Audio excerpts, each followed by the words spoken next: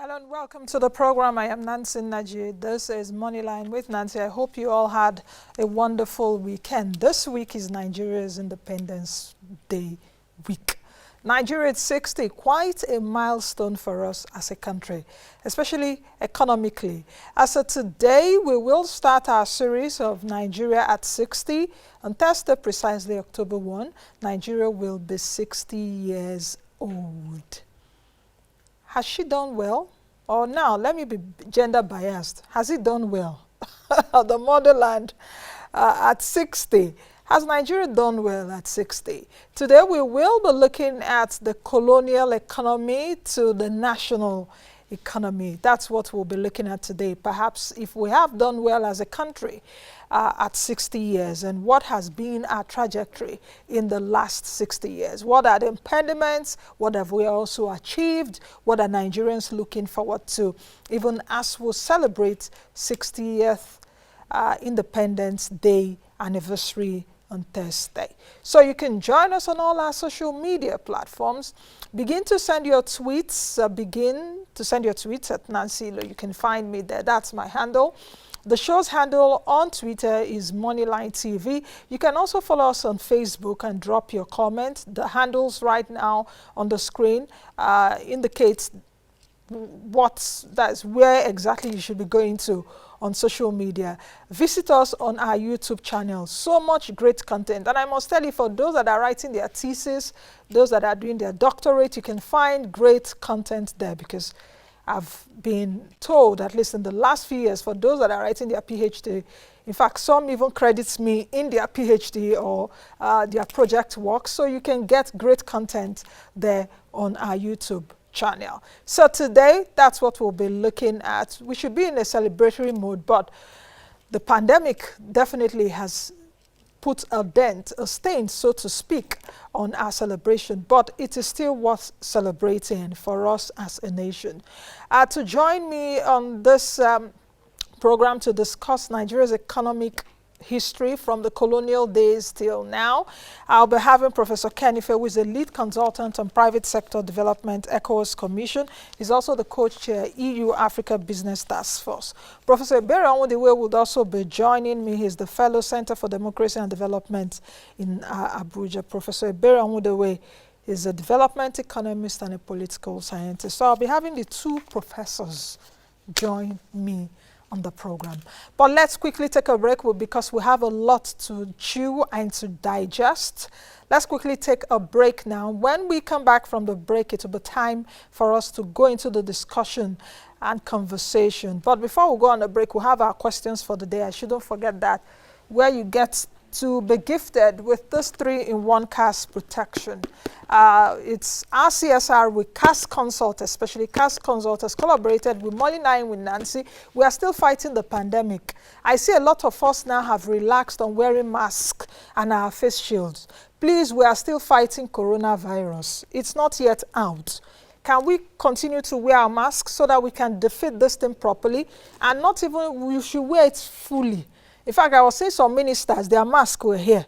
So what kind of example are you showing? So what we are doing right now on the show, our CSR with CAS Consult, will be gifting our viewers that answer the questions for the day with this. The 3-in-1 CAS protection is made up of the face mask, the face shield, as well as a hand sanitizer. And as our children will be going back to school, we need to provide them with this so that we don't have an increasing cases of coronavirus in the country. So the questions for the day will be put on the screen shortly. While we go on a break, don't forget to join us on all our social media platforms. We'll be right back.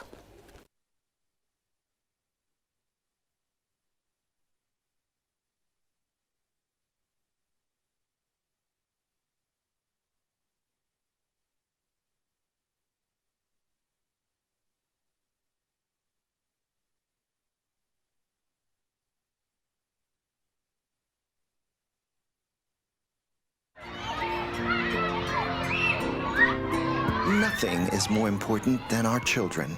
Parents, the health of your children is in your hands. Don't send them out without ensuring that they are safe. As children prepare to return to school, what have you done to keep them protected? When it's time to resume, Protect your child and others with CAS 3-in-1 Protection Pack. It comes with a medically approved face shield, a 100% cotton face mask, and a portable hand sanitizer spray approved by NAFDAC. Place your order and it will be delivered to your doorstep by FedEx courier service anywhere in Nigeria at no extra cost. Call our 24/7 call center at 09-904-1000 or visit our website at casppe.com.ng. CAS 3-in-1 Protection. Protect others to protect yourself. African Economic Congress, this year celebrating its second edition, will see debates concerning key issues in African economies, holding with the theme Post-COVID-19, Africa in the New Economic Order, with over 30 local and international speakers.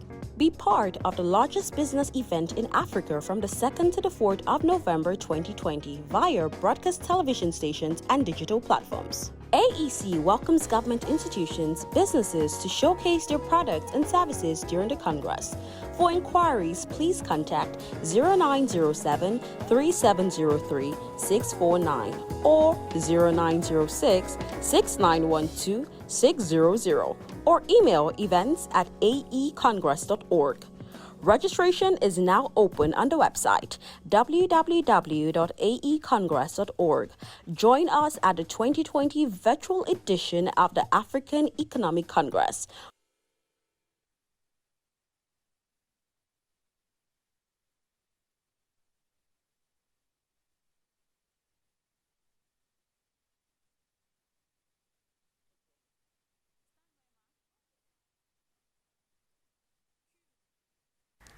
All right, welcome back. In case you're just joining us, it's time for our conversation now. Nigeria at 60. This whole week, we'll be looking at it, different topics we have lined up for you. So in case you were not born in the 60s, like I wasn't born in the 60s, but you want to understand how the economy of the 60s worked or how the economy from independence has worked till now, you need to watch out for this program this whole week.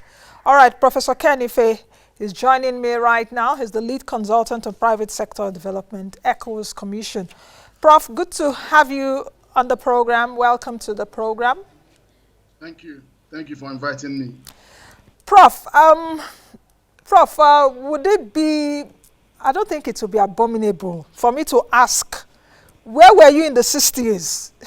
Let me ask, start from, how old were you in the 60s? Let's start from there. I wasn't born there. I was born just before you entered your 60s. So I was one of the children that ushered independence to Nigeria. Okay. So it is good. Well, I just wanted to say that is it is good for us. We are looking at the economic history from colonial days to now. So will it be right to say, especially for young people of these days, that say, those of you that were born before independence, before independence and just after independence enjoyed the economic proceeds of Nigeria? Will it be right to say that? Well, I think so. What we had then was a preponderance of an agricultural sector that was more than 60% of the GDP. You know that today the agriculture is only 22% of our GDP. So the industries were dominated, as you know, with mining resources, and the energy source was mainly coal and fossil energy, which has actually continued today in some way or the other. But then the proportion of service sector was very small because it was evolving. And now service sector has flipped over. That's 65% of GDP. And the agriculture is 22% of GDP. Industry is still struggling where it is at about 20%. So there are some remarkable difference in what it was then and what it is now. You know, ICT is a sector, broadcasting, Nollywood, all of these things are just jumping out on us as brand new sectors. Can you just quickly give me a history of what you can remember and what you lived through from the colonial days till now? at least you will be, I know your children are grown up, but perhaps if you're having some kind of conversations with them, or when I was growing up, or my dad did this during the 50s, or this were the stories my father or my mom told me at that time, what would those conversations be about Nigeria's economy? Well, for a start, you know, there are many families like our fathers, my father, you know, and many others. They actually were only able to go to school because their parents were able to collect cashew nuts and then palm oil palms. You know, those were the kernels, and break them. And those were how they were able to collect the revenue to be able to send our fathers to school for however long that they went. But now, ironically, those little resources and economic trees that formed the base for our economy then are actually partially gone into extinction, and we're now working to revive them. But it's just how it developed then. Then you will see that the major emphasis from the governance system then were build more plantations. So activities were all around agricultural plantations, and we have cash crops in the north, like groundnuts, mountains of groundnut pyramids. And then those were commodities that were being exported, just as raw commodities. You had a lot of cocoa and all rubber, and they're all raw, gum arabic, and then of course you have the mineral resources side of it, which is just the coal. But one thing that I can also say is this: the last time that the colonial masters laid tracks for railway lines was in 1927. So you can see that those lines they were laying were to go to the economic centers and bring out the crops, bring out the mining from Jos, bring down the coal from Enugu, taking all the way to Port Harcourt, all the way to Lagos. So that's the line. All those were economic locations that we are taking the rail lines to, and we haven't improved. We're only just beginning to hear investment now into rail. After how many years? Since 1927. So you can see how even as we are pouring money in infrastructure, people who have difficulty in finding where the infrastructures are connecting to economic centers. You know, you can see the dichotomy. Now we are building infrastructures, but it's not a case where you can say that 80% of the infrastructure are heading out to connect to resources, industrial centers and the economic centers to generate wealth. So it's a very big difference of emphasis. Then you have a qualitative education standard that was quite high, actually, because I know that the British universities were simply taking anything from Nigerian universities. Those who had third class actually got admission to foreign universities to do their masters and PhD, and when they go there, they prove able to do the postgraduate studies. But now they have questions about our second class honors and first class and all that, because the quality has stripped considerably, and we're having to send people all over the place to get education. You know, so there are many things that I will tell my children about the differences. There was so much security that people can travel and sleep on the road, traveling from Port Harcourt to Kanu or that, and they don't worry about armed robbery. And you know, but now you can hardly do that. If you don't have a flight, it's a problem. You have to be journeys that you can consummate within the hours of the day. But even then, there's still risks on areas where you would want to travel to. So there are remarkable differences, but some of them could be helped. But if I put my economic hat and say, why are we where we are and we haven't actually moved along with other nations? My answer would be that we know what oil has done to our economy, created a lot of opportunities, but at the same time, the politics around it and the political economy around it hasn't actually allowed us to move forward as a nation in terms of building our infrastructure and building our economy. And what we now find is that the 10 biggest economies in the world, none of them was built on oil. I mean, you can look at those from America, Germany, Japan, all of them. And even the biggest state in America, which is California, has an economy bigger than the whole of Africa, sub-Saharan Africa. And is the 5th largest economy in the world. That's a state, and it's not built on oil. It's built on Silicon Valley, not Hollywood, agriculture. That's what it's built on. You go to Texas, which is one state that doesn't have as much oil as we have in our Niger Delta. They have over 200 refineries and petrochemicals. You're still wondering, are they producing for America? They're producing for the whole world. Then you come to education, we are struggling with 150 universities in the country, serving over 200 million people. In America, they have 2,600 universities for a population of 300 million. They're not training Americans, they're training the whole world. So, I'm at a loss, to be honest, on where we place our emphasis. But the decisive difference between Nigeria as an economy that is growing and all other nations that have left us behind is the role of technology in defining and redefining all factors of production and means of exchange. So what you now find the whole world doing is that all of them are moving away from fossil energy dependent economic development.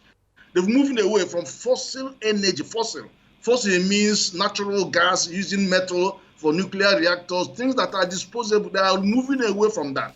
They are all heading to non-fossil bioeconomy, building their economy based on bioresources and based on non-fossil resources. Okay. So that is the significant difference. And Nigeria has not moved an inch in this area. All you hear for the 50 years ago is diversify, diversify, diversify. And the diversification program is not really rooted in moving away from that industrial base. We haven't. That is where we need to start moving away. Prof, I think I have to halt you now and bring in Professor Onwudiwe, who is a development economist as well as a political scientist. Professor Onwudiwe, welcome to the program and good to have you join us. Hello, Prof, can you hear me? Yes, Prof, can you hear me now? Yes, I can hear you. Thank you. Okay, Prof, we're discussing Nigeria at 60 from the colonial... I can hear you very well. Yes, from the colonial economy to the national economy. And I have two professors joining me. What a privilege today. Like I told Professor Ife that I wasn't born in the 60s. And let me also ask you the question. Where were you in 1960, Prof?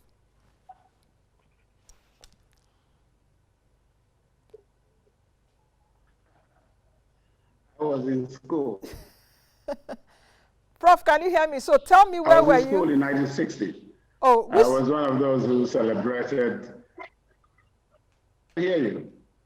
Were you part of the pupils or students that were on the streets with the Nigerian flag and was waving it? I was told the story. I wasn't there. I hear her. No. She's speaking, but I can't hear her. I didn't hear what you said, Nancy. I can see you, but okay. I can't hear you. Prof, I will need you to unmute. I think somebody's muting me over there. I will need you to unmute your system so that you can hear me. Can you just press the unmute button so that you can hear me well? Okay, while we'll try to... Prof, are you there now? Okay, while we'll try to get Prof back with the connection. Professor Ife, do you think that Nigeria is now a poorer country than when we started at independence? It's very relative term. Our GDP has gone more than 10 times or even 20 times more than what it was there if you use GDP to measure the wealth of the nation. Our population has more than quadrupled. It was about 50 million then. We are now 202 million. So we've moved in population. In terms of GDP, we have actually moved GDP per capita, which is really what measures the wealth. We are substantially much higher in GDP per capita. But if you talk about the gap between the poor and the rich, I think it is wider now. We have far more poverty than we had then. Because the poverty that we are having now is even food security is a challenge now. But it wasn't a challenge then. People always have something to eat.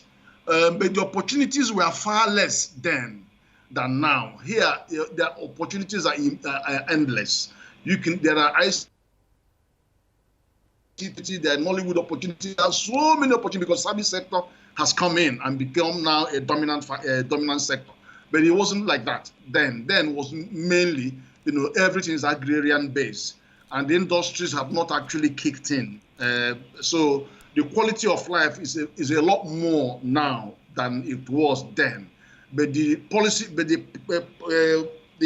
poverty gap is much wider now. There are a handful of people who are billionaires, but then there are hundreds of millions who are struggling. About over 80 million are struggling to make it in any one day. That is the people you call living below the poverty line. But don't forget that the population has grown tremendously. Okay. Professor Onwudiwe is back now. These are some of the technology hiccups we are talking about in terms of bandwidth, in terms of penetration. It's still part of what we are going to be talking about this week. Prof. Onwudiwe, are you there now? Can you hear me? I can hear you, but can you hear me? Yes, I can hear you loud and clear. So, Prof, tell me as a background. So we can speak now. Yes, where were you in the 60s? Were you among those that were waving the Nigerian flag, green, white, and green? Then just speak to me about what the colonial days were like, because colonialism was a major feature of our economic history. When Nigeria is being talked about globally, it is regarded as the largest black nation. So just encapsulate for me what the colonial economy was, perhaps beyond using the Nigerian pound, because we were using the Nigerian pound then. And where were you in the 60s? Just encapsulate that time for me, if you recall. Okay, well, in the 60s, as I was trying to say, I was in school, and I was one of those students who was very elated and happy in waving the flag, ushering in political independence for Nigeria. So yes, I was quite happy that happened at that time when I was very young. But in terms of colonial economy, I think one important point that needs to be made is that it was not an economy that was designed for the development of Nigeria. It was an economy that was designed for extraction of raw materials for the British market, and also for selling manufactured products from Britain, from England, to the Nigerian market. In the process, there was a rudimentary development of our infrastructure. We must admit that. But that was done to enable the economy of that time to operate. And we gained from it in many ways. So that's the kind of way I look at the economy of the colonial period. It was designed, all the infrastructure were designed to enable the extraction of raw materials, rubber, palm oil, rubber for tire building in the metropolitan economy, cocoa for making those chocolates and other such sweet condiments, cotton, groundnuts. So there were a lot of things that were motivated by the economy, by the economic needs of the colonizers. Okay, Prof. And if we were doing the colonizing, maybe we would have said yes. Prof, let me just come in there, yes, because yes. and speak to you about, you said something very interesting, which was that the colonial economy was not really meant for the development of the Nigerian economy. And when you were talking about that, what came to my mind was the transatlantic trade that we had then, of course, by the British and by the Europeans. Have you actually seen us metamorphosing from that kind of economy to where we are right now? Because if you still see a lot of things, especially what happened in the 60s, in the 70s, even in the 80s, that the World Bank loans and all of them came in, we still have our apron strings tied to the colonial masters, in quotes. Well, of course, just because there was transition from colonialism to post-colonial period did not actually mean that the interest in the economic relationship of the metropole and the periphery, that's us, was going to be severed. It is very, very bad expectation of anybody to actually think that this means the end of economic control of control of the Nigerian economy by the British colonial powers. And it's not unique to Nigeria. It's also the same thing in other parts of Africa, in other parts of the world. The colonial powers do not leave and abandon everything, and everything ends and become total independent as a country. You will continue to trade. They will still be looking for very favorable balance of trade. And so it is in that sense that the post-colonial period has been described as a period of indirect rule, which means that the direct colonialism, the direct in-house control of the country was over. But what you have now is control, pulling the apron strings from outside the borders of the territory known as Nigeria.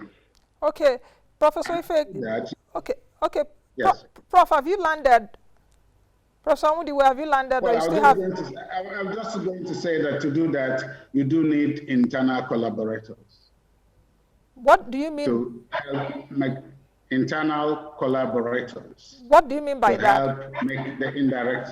Well, that means that, you need people like me and you who will continue a relationship that will be mutually beneficial to the two participating groups, to those operating from the core countries and to those operating from the periphery countries.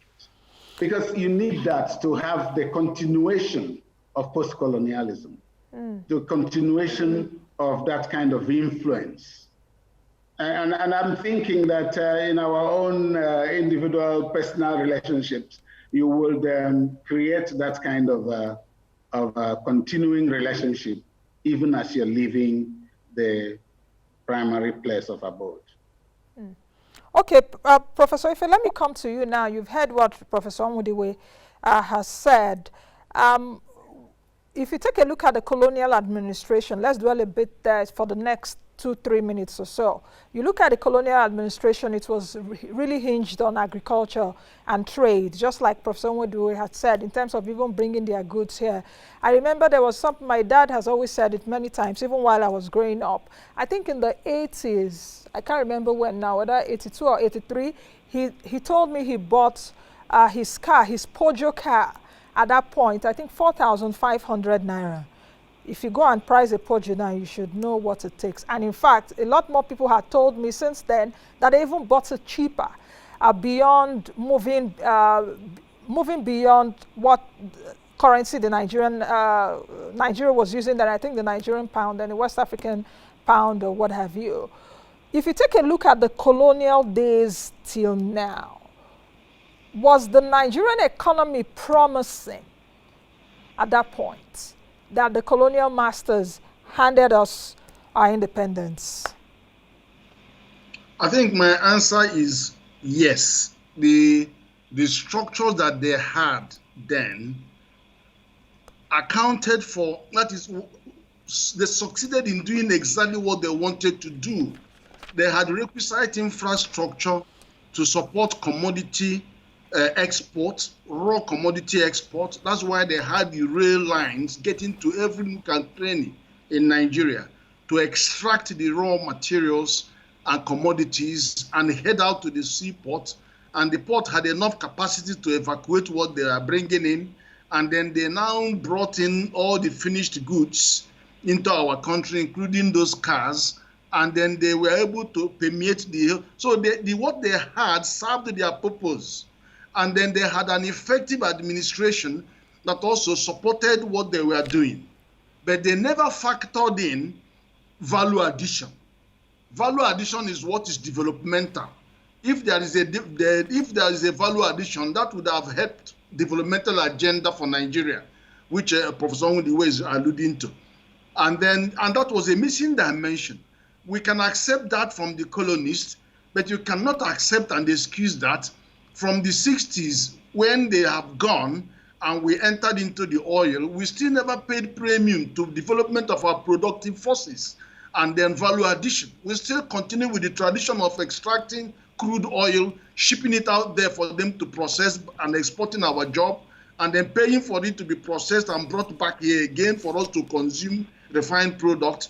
And we made very, very little attempt to diversify the economy at that stage. And that is what we are living with today. And as I said to you before, there are more things that we could have done in the name of diversifying the economy by actually removing the total dependence on fossil energy economic development. Okay. By moving away to non-fossil economic development. Our power generation industry is heavily dependent on that. Our transport system is heavily dependent on that. And then our industries are still heavily dependent on burning diesel and petrol and gas. And that we have moved, that's where we need to move, so that we can create new products that are going to fuel our growth rather than depend on the fossil energy equation. Okay, let me bring in Professor Onwudiwe here, and let's talk a bit of what you've just said in terms of this fossil fuel. And perhaps it will start from 1958 when Nigeria discovered oil. From that 1958 to the 60s, we saw government taking over the economic direction, growth and development. I remember, not that I remember, I wasn't born then, I read that. Okay, I wasn't born in the 60s. Let me not confuse myself. Okay, during the military administration days that we saw, President Obasanjo, for example, with programs like Operation Feed the Nation, Shagari with Green Revolution, some other administrations have come with different programs. How have you seen this metamorphosis that we've gone through economically from the fossil fuel, which Prof is talking about, Professor Ife is talking about, up till now? We still have a lot of that. Okay, yes, I think Prof Ife has actually dealt with, in a good way, the situation that you just described. I think what we have probably had because of oil income was growth without development. And even though a lot of people still blame colonialism for our underdevelopment, I think that the blame is squarely on our shoulders. Because even if we were still being used, we allowed ourselves to be used. So the lack of transformational growth, the lack of inclusive growth, the continuing indirect rule that allows the continuing exploitation is our problem. It is not the problem of the former colonial masters. This is not saying that those benefiting from it in the metropole will look the other way as the money is coming into their accounts. It is because you that is sending the money in the account shouldn't be blaming those that are receiving it. Our problem is multifaceted. The people here know what to do, but self-interest does not allow them to do exactly what they should do for the benefit of our own population. The self-interest has led to this massive corruption which is the big elephant in the room all the time. And this massive corruption requires the participation of banks in the metropole. And that chain, that tapestry of connections that enables the transfer of our wealth into foreign banks, it's done by people here, our banks here, our own corrupt government officials, working with our banks, working with their correspondent banks, or whatever term that is, and other banks in other countries. Those countries, well, they make a lot of, some of them take positions that sound very good about stopping corruption in our country. But they never do as much in stopping the acceptance of our money in their own countries. Because it is a two-way thing. It takes two to tango. A penny will not leave here without our banks knowing. So it's not just the government, you see. It's not that our government that is the problem. It is our own private sector as well. They are part and parcel of the corruption that is killing our country. And it is not the volume of money that is stolen that is all the trouble. It is also sending that money outside the country. If the money is the billions that are stolen are left in this country, they will be available for development. They'll be available for development, even if they're coming from the pockets of those who are corrupt. They can build factories here. They can give scholarships. They can build foundations that support the needy. If the money is in our country, it will drive down interest rate. There'll be competition.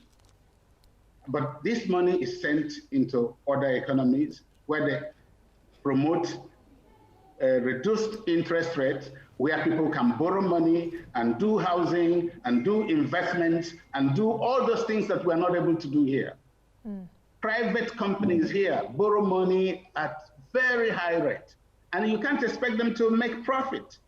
And therefore, you can't expect development. How can they make profit when after borrowing money at very high interest rates, such as in the double digits, like 20%, 21%, and then they have to provide their own water, they have to provide their own electricity, and how can they compete with the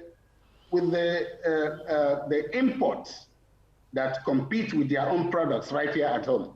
Okay. So talking about development without going through all of this is really looking the other way. Okay, let me bring in Professor Ife here. I hope Prof. And so I think. Okay, okay, Professor Onwudiwe, you wanted to say something? Go ahead. Okay. Bring in the Prof. Okay, is Professor Ife? No, that's fine. I'll rather hear from Professor Ife. Okay, is Professor Ife still there? And let's take it off from where. Okay, I'm being told his signal is gone. So, Professor Onwudiwe, let me just stick with you a bit with just what you've said in terms of corruption and corrupt practices. When you're just talking about siphoning our monies to countries abroad, what came to my mind is the report that I saw, was it 2 weeks ago, was it last week it was released? Global banks such as HSBC, JP Morgan Chase and all of that, I don't know if you saw the report last week, were being indicted in, having suspicious deals, shady deals over the years. Those banks are trying to exonerate themselves now.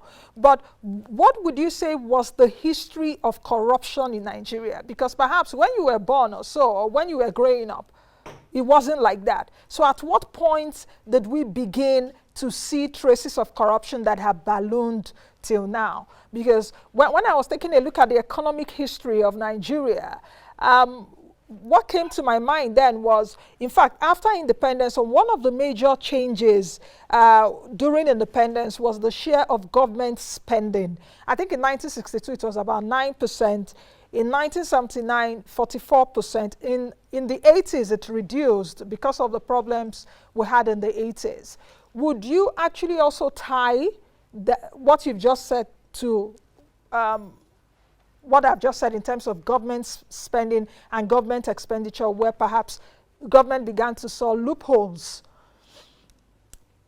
Yes, well, when, a lot of the expenditure can be attributed to the period of war. It was an expensive thing, the Civil War. So if you're taking a historical look at it.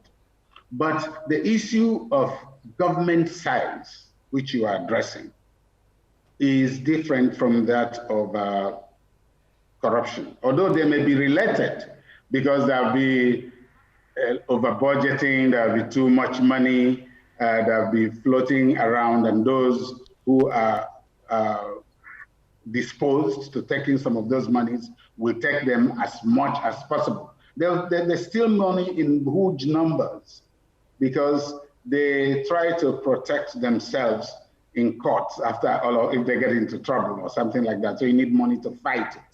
When you hear the term corruption is fighting back, it's not fighting back empty-handed. It has its own wherewithal to fight back. And that comes from the hood. That is the reason they steal huge sums of money.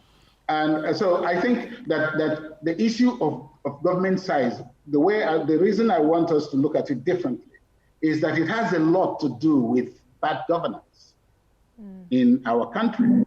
And corruption is also an expression of bad governance. But okay, so let's take the issue of government size. Every government should do just the minimum and let the private sector do the rest. And the reason why we have a lot of increase, ballooning of the size of government is because of centralization of power. The power is centralized too much. And centralization of power means that you will also have the means to do the responsibilities that you have accumulated at one center. So if you divide up that responsibility and then give the money that is needed to carry the functions out, then you wouldn't have too much money concentrated at one spot for people to dip their hands in. That's why it is important to decentralize this government. You need to decentralize it. You need to decentralize it. Decentralization is a fight against corruption. Okay. It is a way of fighting corruption. Okay, Prof, let's quickly take a break, and when we come back, we will come. Hello, YouTubers. Welcome to Moneyline with Nancy TV YouTube channel. This is where we provide you with instructive business directions, processes, and guidance to help you assess the right resources to fund your businesses to withstand every form of internal and external shock. You will find here awesome informative videos on business, entrepreneurship, and lifestyle just to help you make informed business and financial decisions. Punch the subscribe button and let us drive you through the world of business. Please follow all our social media platforms on Facebook, on Twitter, on Instagram, on LinkedIn, and follow us for latest updates on our website. African Economic Congress, this year celebrating its second edition, will see debates concerning key issues in African economies. Holding with the theme Post-COVID-19, Africa in the New Economic Order, with over 30 local and international speakers. Be part of the largest business event in Africa from the 2nd to the 4th of November 2020 via broadcast television stations and digital platforms. AEC welcomes government institutions, businesses to showcase their products and services during the Congress. For inquiries, please contact 0907 3703 649 or 0906 6912 600 or email events@aecongress.org. Registration is now open on the website www.aecongress.org. Join us at the 2020 virtual edition of the African Economic Congress.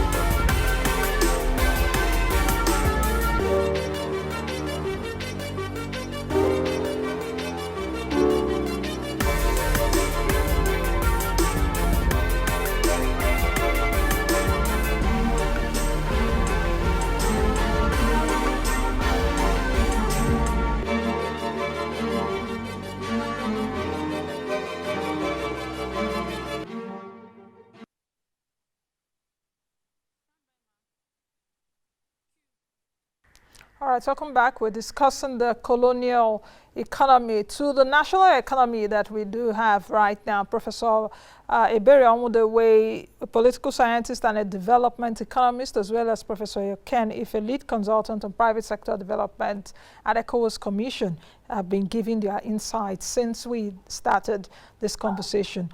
Professor Ebere Onwudiwe, you're still with me. Let's take a look at the major economic collapse that Nigeria experienced, I think, in the 70s and in the 80s. How do you think that it has helped or perhaps impeded Nigeria's economic trajectory? Because even during the 80s or so, we saw Nigeria expelling millions of illegal workers. I think that was the period of perhaps Ghana must go and other Africans must go, which we're seeing some kind of retaliation right now, especially from Ghana with what they're doing with some of their economic and business policies. So how do you think that the economic collapse of the 70s and 80s impeded or perhaps helped us in this economic journey? How it has helped us?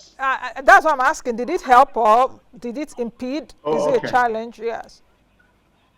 Okay. Well, you know, I think initially you also mentioned the roles that World Bank and IMF and all those other international institutions played in those periods with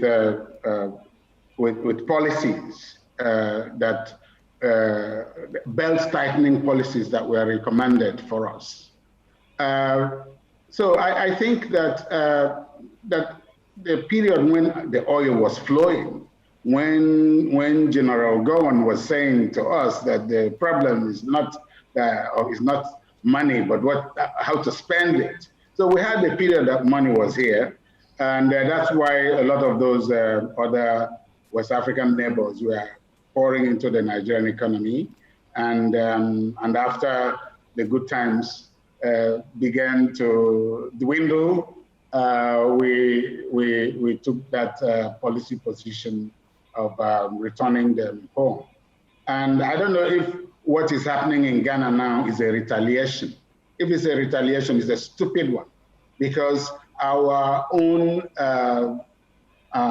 banks, our own businessmen, part of the backbone of Ghanaian economy as we speak. So the two situations are not identical. They're not identical at all. So we didn't have a lot of Ghanaian capital in Nigeria when that was happening. It was all Nigerian money. And as for those belt tightening policies, they had negative effects. Because it was the period that started our diminished investments in education and in health. Education and health, they are very, very primary areas to monitor a country's development, to actually help a country's development. You know, because without a healthy and educated and skilled manpower, there is no way you can attain the level of development that we are looking for. And despite all the negatives that we have said in terms of the role foreign agencies or colonialism had played, look, it has not stopped the Nigerian economic spirit from soaring. So we have made a lot of also good advances. We have created institutions that are playing positive roles in helping our economic advances. We have created very world-class entrepreneurs. You know, you can name them from Dangote to Elumelu to Peterside to all of them, so many of them. They're all Nigerians. They have built up businesses that are of world-class distinction. So it is not that we are all on the ground floor. It is just that we are not where we should be, and that we should not be at this time, after 60 years of self-rule, be the poverty capital of the world. That is a very shameful category to usurp, to take over, to dominate. That's not where we should be. We have very brilliant and endowed humanity here. You know, humanity that is brainy, that can compete anywhere in the world. Why can't we develop it? Why can't we develop it? Why can't we invest in good health? Why do our money men run out to go to other places to get health care when you can build the same facility here with 1/3 of the money you have stolen? And we could be a place where we could be the health tourism, a thriving health tourism for at least our immediate neighbors. And the schools, our standards are diminishing, are going down, so much so that our students are trooping into Ghana. And all of this means a lot of capital transfer because they don't go to school there for free.